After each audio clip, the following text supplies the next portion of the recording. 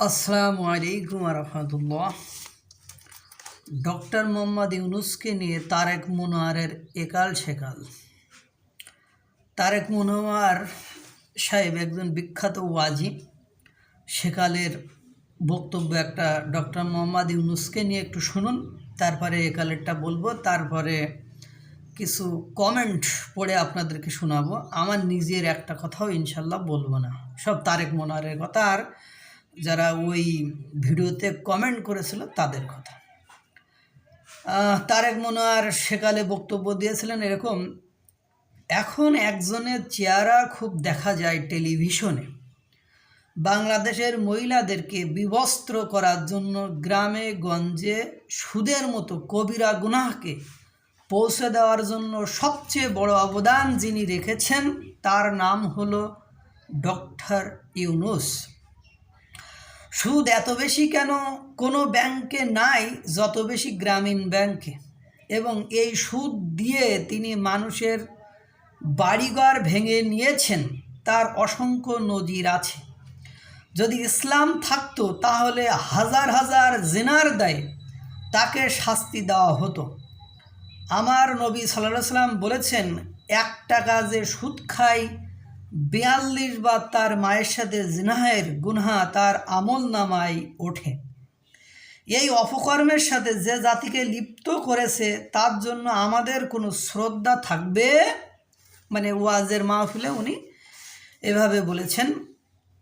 এটা হলো আগেকার বক্তব্য, মানে সেকালের বক্তব্য, যখন ডক্টর মোহাম্মদ ইউনুস সাহেব ক্ষমতায় ছিলেন না। আর সেদিন দেখলাম ডক্টর মোহাম্মদ ইউনুস সাহেব ক্ষমতা আসার পরে যে উনি একজন বিখ্যাত মানুষ, একবার গিয়েছেন, অনেক টাকা নিয়ে এসেছেন। ওনাকে আল্লাহ তাআলা দীর্ঘায়ু করুক, দীর্ঘজীবী করুক। ওনার মতো একজন মহৎ ব্যক্তি, মানে উনি একজন বিখ্যাত ব্যক্তি, পৃথিবী জুড়ে ওনার সুনাম সুখ্যাতি ছড়িয়েছে, ইত্যাদি ইত্যাদি। এ হলো একালের বক্তব্য। আর সেকালের বক্তব্য তো শোনালাম। সেকালের বক্তব্যের কিছু কমেন্ট, 10টা মতো কমেন্ট আমি ধারাবাহিকভাবে আপনাদেরকে পড়ে শোনাবো, আপনারা একটু দয়া করে শুনবেন। একজন লিখছে, মানুষ একটা ভালো কাজ দ্বারা তার সকল পাপ মুছে দেন আল্লাহ। মানে মানুষের একটা ভালো কাজ দ্বারা সকল পাপ মুছে দেন আল্লাহ। 2, পুরাণ আগের ভিডিও প্রচার করছে, আফসোস লিখ।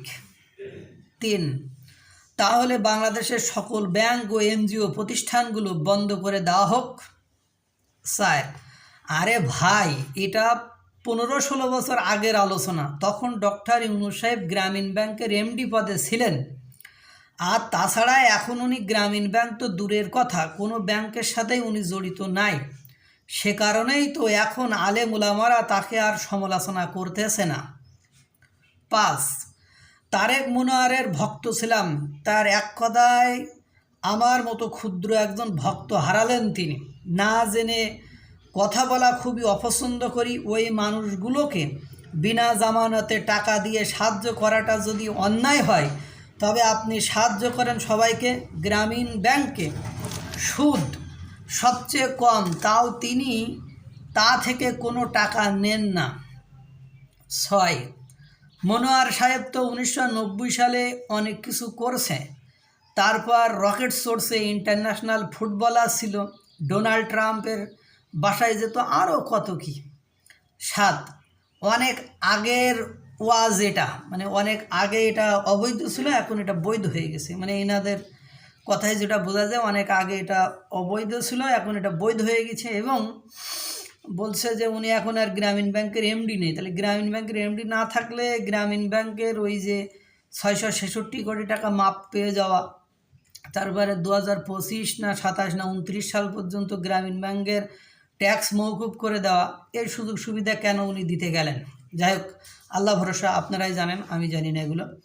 এখন তো আপনারা হাদিস পাল্টাই দিছেন। আর একজন 8 নম্বর কমেন্ট। 9 নম্বর, আমাদের ইমানের এমনই অবস্থা, আমরা খারাপ মানুষ ছাড়াও চলতে পারি না, আবার ভালো মানুষ ছাড়াও চলতে পারি না। হুজুরের কথা সত্য, কিন্তু আমাদের ইমানের অবস্থা তো ভালো না।